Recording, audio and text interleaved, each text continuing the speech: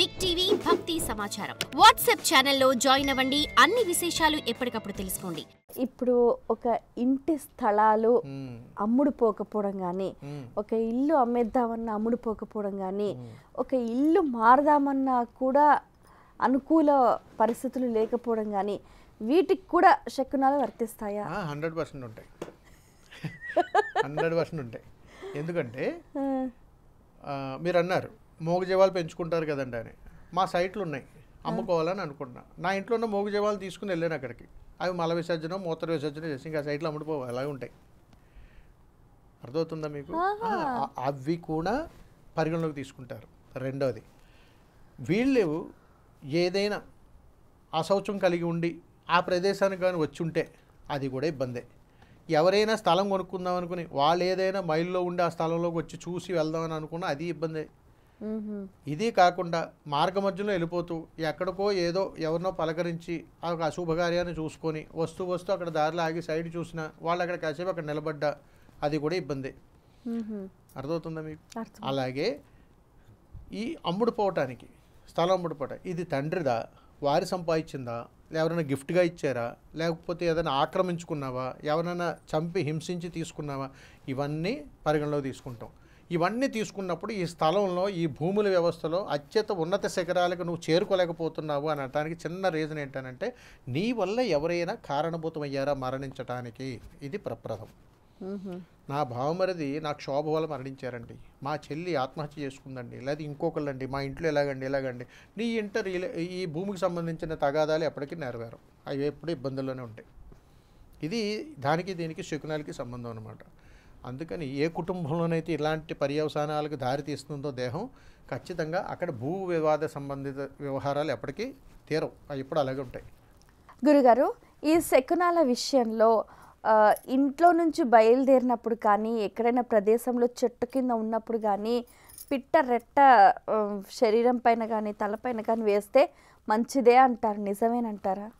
మీరు అడిగినటువంటి దాన్ని పక్షి శాస్త్రంలో పక్షి మల విసర్జన, మైథునము అనే 2 రకాలు ఉన్నాయి.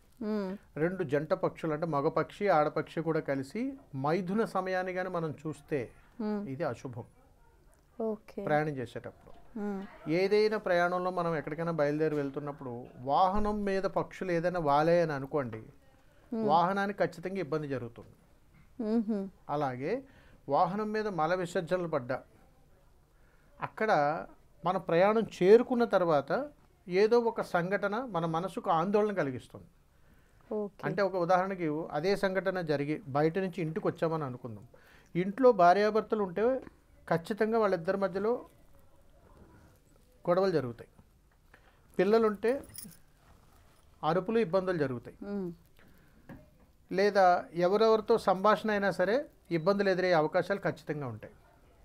ఇది ఈ పక్షులకు సంబంధించినటువంటి ప్రయాణాలు మనం ఎక్కడికైనా వెళ్తున్నప్పుడు ఇలాంటి సందర్భాలను అపశకునాలుగా భావిస్తాం. అలాగని వచ్చిన తర్వాత జాగ్రత్తలు తీసుకోవాలి.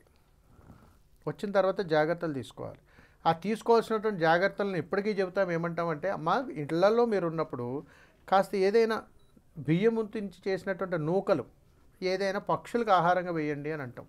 ఇలాంటి కర్మలైనా జరిగితే వాటి వల్ల ప్రక్షాళన జరుగుతుంది. గురుగారు, ఈ గబ్బిలానికి సంబంధించి గబ్బిలం ఇంట్లోకి ప్రవేశిస్తే ఇల్లు ఖాళీ చేయాలంటారు, నిజమేనా? 100కి 100%.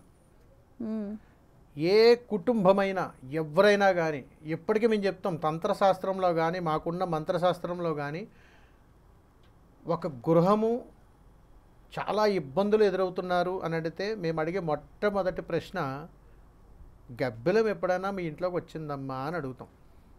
మా ఇంట్లోకి ఎప్పుడు రాలేదండి అంటారు. ఒకసారి గుర్తు తెచ్చుకోండమ్మా అంటాం. ఇంట్లోకి 4 భాగాల్లోంచి గబ్బిలాలు, తూర్పు భాగం నుంచి వచ్చినప్పుడు హాల్ వరకు తిరిగి గబ్బిలంగానే వెళ్ళిపోతే ఆ ఇంట్లో యాక్సిడెంట్లు జరుగుతాయి. ఖచ్చితంగా యాక్సిడెంట్లు జరుగుతాయి. అది వచ్చిన 6 నుంచి సంవత్సరంలోపు జరుగుతాయి. ఒకవేళ అది వంటగదిలోకి కానీ వస్తే కుటుంబ పరంగా బయటికి వెళ్ళినప్పుడు ప్రమాదం సంకేతం. మీరు బయటికి వెళ్తున్నప్పుడు ఏదో ఒక ప్రమాదం పొంచి ఉన్నది అనే సంకేతం. అదే గబ్బిలము కిటికీలోంచో, ఇంట్లోంచో, వరండాలోంచో, బెడ్రూమ్లో కానీ వచ్చిందనుకోండి, మీరు ఆ ఇంట్లో ఉండొద్దు. ఇది శాసనం. అందుకని గబ్బిలం అనేటువంటిది ఇంట్లోకి వచ్చినప్పుడు ఆ ఇంటికి అంటే మానవుడికి ఉన్న అనుబంధం ఏమిటనంటే మీకు అక్కడ రుణానుబంధం తీరిపోయింది, ఇంక అక్కడి నుంచి వెళ్ళిపోండి అని చెప్పడంలో గబ్బిలం యొక్క ముఖ్యమైన పాత్ర ఉంటుంది. కాదని మనం ఉన్నామా, డే 1 నుంచి మన కౌంట్ డౌన్ స్టార్ట్ అవుతుంది. డే 1 నుంచి. ఈరోజు నేను చూశాను, ఒక 5-6 నెలలు ఇంకా అక్కడే ఉన్నావు. ఈ 5-6 నెలల్లో అంతకుముందు 5 సంవత్సరాల ముందు నువ్వు బాగున్న స్థితిగతులు అన్నీ దిగిపోతాయి. అంత కర్మ వస్తాం ఏది ఈ గబ్బిలం వల్ల. ఎందుకంటే గబ్బిలం ఉన్నటువంటి గృహము పిశాచాల నిలయం మా దృష్టిలో. ఆ ఇంట్లో మనస్తత్వాలు ఇంట్లో వాళ్ళందరూ అలాగుంటాయి, ఆ యజమానులవి అలాగుంటాయి. ఎందుకంటే కాలక్రమేణా దాని యొక్క శక్తిని కోల్పోతుంది. ఎందుకంటే ఏ గృహం కట్టినా అక్కడ వాస్తు పూజ చేసినప్పుడు కాస్త యంత్రస్థాపన జరుగుతుంది. అది జరిగినప్పుడు ఆ ఉన్నటువంటి ఎనర్జీ మొత్తం అంతా కూడా ఇది హరిస్తాయి. చూసారా జీవరాశుల్లో ఒక జీవికి ఇంకొక జీవిగా ఎలా దారి చూపిస్తుంటాయో, వీటన్నింటినీ మనం పరిగణలోకి తీసుకోగలిగితే ఒక మనిషిని మార్చడం పెద్ద పనేం కాదు, మంచి జీవితాన్ని ఇవ్వడం పెద్ద పనేం కాదు. మనం ప్రయాసతో కూడుకుంటాం. భగవంతుడు మనతో ఎంతో సాధన చేస్తేనే కానీ అనుసంధానం కుదరదు. మనిషి ఏంటంటే ఆశాజీవి. అవును. ఆ ఇంట్లో అన్నీ కలిసి వస్తున్నాయి అనుకోండి, ఏం చేసినా కానీ పర్లేదని అంటాడు. ఇబ్బందులు ఇప్పటికీ కొన్ని చోట్ల ఫిష్ ఎక్వేరియం కూడా పెంచుతారు. మరి దాని గురించి కూడా శకునాల్లో ఉంటుంది.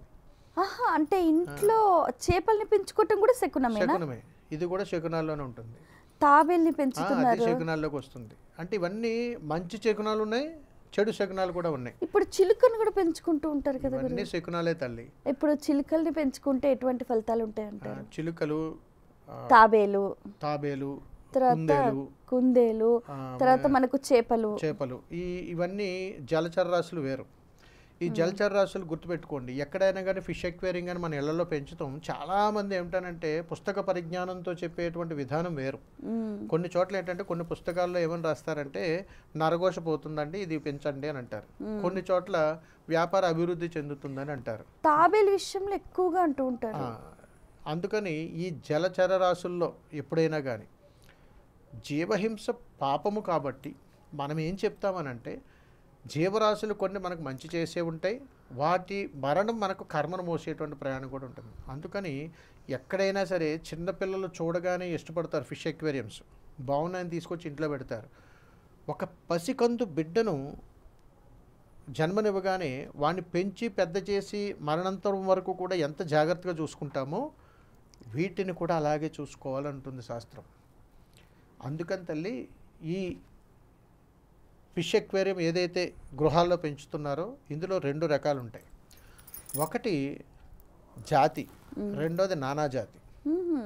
నానాజాతి చేపలను తీసుకొచ్చి ఇళ్లలో వేసినప్పుడు ఆ ఇంట్లో ఎవరి మాటలు కలవు.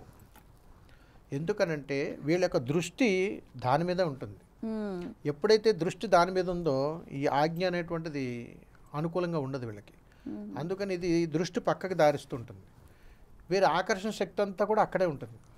అందుకని వీళ్ళకి ఇప్పటికీ మీరు గమనించండి, రాసి పెట్టుకోండి, ఫిష్ ఎక్వేరియం ఎవరిళ్లలో ఉన్నా వాళ్ళ కనే కళలు సముద్రాలు, ఏనుగుల గుంపు, అడవులు, ఎక్కడెక్కడికో బాగా గాల్లో ఎగిరిపోయి కింద పడిపోవటాలు, గాల్లో ఎగిరిపోవటాలు, ఎక్కడెక్కడికో విహారయాత్రలు చేయటాలు, అదేవిధంగా పెద్ద పెద్ద భారీ ప్రమాదాలు, భారీ వాహనాలు, విమానాల్లో ఎగురుతున్నట్టు ఇలాంటి కళలు వస్తాయి ఇంట్లో.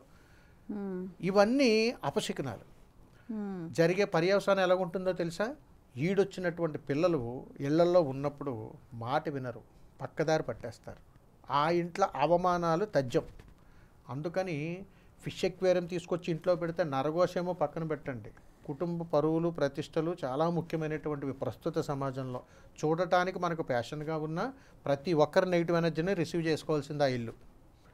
నేను వస్తాను, చూస్తాను, నేను ఏదో బాధల్లో వస్తాను, అబ్బాయి ఎంత బాగుందండి ఫిష్ ఎక్వేరియం అండి అంటాను. అయిపోయింది, నా ఉన్న నెగిటివ్ ఎనర్జీ మొత్తం రిసీవింగ్ అయింది. ఏదో ఒక రోజు ఎంత కర్మను మేలు అది ఎక్కడ ఉంటుంది అక్కడే ఉంటుంది.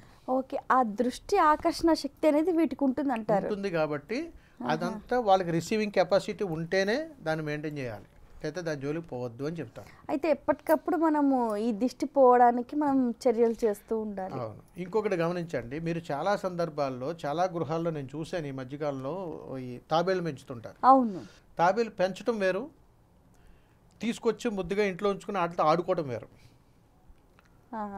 గమనించండి, వీరు రుణ బాధల్లో మొదట ఎక్కేసినట్టే ఇబ్బందులకి. తాబేలు తెచ్చుకుంటే తెచ్చుకుంటే అది నక్షత్ర తాబేలో లేదా మామూలుదో ఏదో ఒకటి తీసుకొచ్చి, ఇంకా చెప్పాలంటే తంత్రశాస్త్రంలో మేము ఏం చెప్తామంటే తాబేలు నువ్వు తాకినా కానీ దోషమే. కానీ చైనా వాస్తు ప్రకారంగా ఇది చాలా బెటర్ అంటారు కదా గురుగారు. మనకి ఎందుకండి, మనది మనం చూసుకుందాం, మన దక్షిణ భారతదేశం మనం చూద్దాం, మనకి అవన్నీ ఎందుకు మనకి? మన సాంప్రదాయాలు, మన విలువలు, కొన్ని ప్రామాణికాలు మనకున్నాయి. అందుకని ఇక్కడ కూడా చెప్తారండి, మీరు ఎప్పుడైనా గమనించండి, తాబేలుని సాక్షాత్తు విష్ణు రూపంలో కొలుస్తాం. భగవత్ స్వరూపాన్ని మనం కొలుస్తున్నప్పుడు, కొన్ని జీవరాశుల్లో భగవత్ స్వరూపాన్ని మనం చూస్తున్నటువంటి సాంప్రదాయంలో మనం ఉన్నప్పుడు, మన ఇంట్లో జరుగుతున్నటువంటి అశౌచ కార్యక్రమాలు చాలా జరుగుతుంటాయి. అలాంటి చోట భగవత్ స్వరూపం సంచారం చేయకూడదు. అందుకని మేమేం చెప్తాం అంటే, మీకు ఎక్కడైనా తాబేలు కనపడితే చేత్తో ముట్టుకున్నారా, ఖచ్చితంగా విష్ణాలయానికి వెళ్ళి కొన్నిసార్లు ప్రదక్షిణ చేసి అక్కడ అన్నదానం చేయండి అని చెప్తాం. దీన్ని తీసుకెళ్ళి ఎక్కడైనా వదిలేసేయండి అని చెప్తాం. చాలా మంచిది అది. ఓకే, ఆ ధర్మం చేయకపోతే వారి జీవితకాలంలో రుణ బాధలు ఒకటి తర్వాత ఒకదాని తర్వాత ఒకటి ఇబ్బందులు పడుతూనే దిగిపోతారు. For more videos like this, subscribe Big TV channel.